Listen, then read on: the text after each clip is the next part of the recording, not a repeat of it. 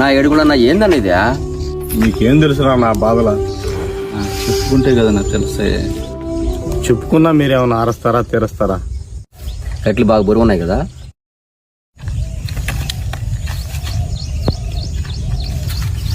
ఇప్పుడు బరువు తగ్గింది కదా. తగ్గిందిరా. బాధ కూడా అంతేరా, పంచుకుంటేనే తగ్గుతుంది. మనకు మధ్య దాచుకున్న మాటలంటూ లేనే